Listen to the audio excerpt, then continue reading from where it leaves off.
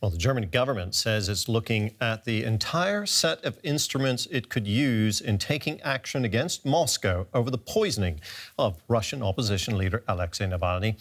Chancellor Angela Merkel's spokesman has underlined that she would not rule out consequences on the multi-billion-euro Nord Stream 2 pipeline project if Moscow fails to thoroughly investigate the case. He also says that the German leader is open to all sanctions options. The Nord Stream 2 pipeline through the Baltic Sea means a lot to both parties. For Russia, it's a source of solid foreign currency. For Germany and other EU countries, it's a major energy conduit. But following the poisoning of Russian opposition figurehead Alexei Navalny, a crime blamed on Moscow, the German government has for the first time considered halting construction of Nord Stream 2. It wouldn't be the first time the EU has levied sanctions against Russia. The number of cases in which countries impose sanctions on others is climbing, accelerating rapidly from 2004 on. Besides Russia, the countries most often targeted are Iran and North Korea, as well as some African countries. The main pretext for such sanctions are violations of human rights and democratic procedures.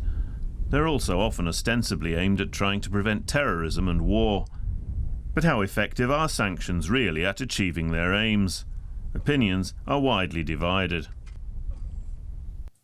Our senior business editor, Ben Fazulin, has been following the story all along. Ben, this is really a point where Germany is wringing its hands over a question of sanctions on Russia. But this is exactly where business interests and politics collide, isn't it? And it can get very messy. It's a big game of chess, basically. But this pipeline is just a small piece in that game, and we're in the threatening period. So the best sanctions are those sanctions that are just threatened and there's a change of behaviour, but nothing really happens.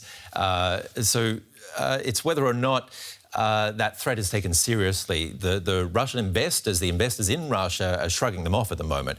They see Russia's finances as being too strong to be cracked.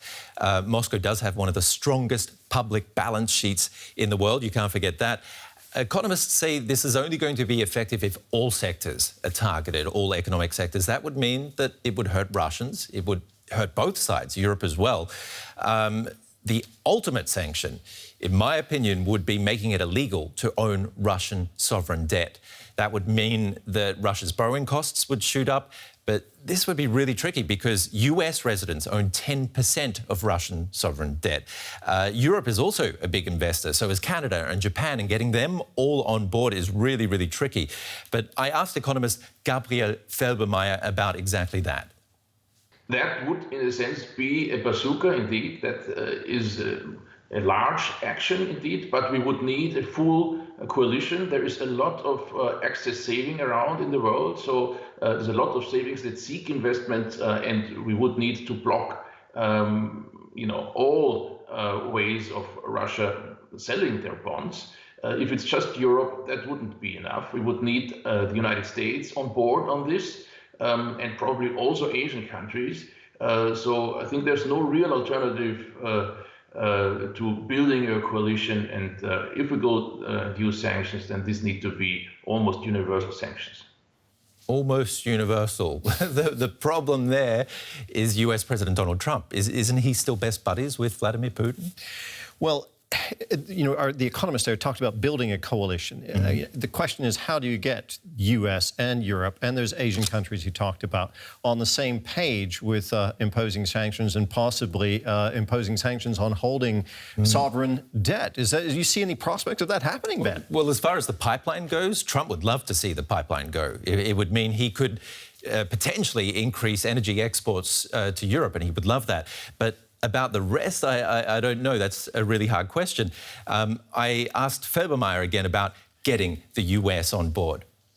Without the US on board, it's very difficult to impose sanctions and to make them effective, in particular because, of course, the world currency is the dollar. So without the US, those sanctions would be very difficult. And we do see when large coalitions act against countries, that too is a result of the past experience. Large coalitions achieve something, but if a country like Germany, or a relatively minor player in the international financial markets like the EU, go alone, then the chances of success are, I'm sorry to say that, low.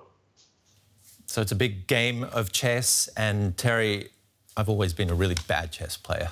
Can't tell you where this one's going. Well, we'll play and we'll see who's worse. Thanks, Ben. Thank you so much. Ben Bazulin, our senior business editor.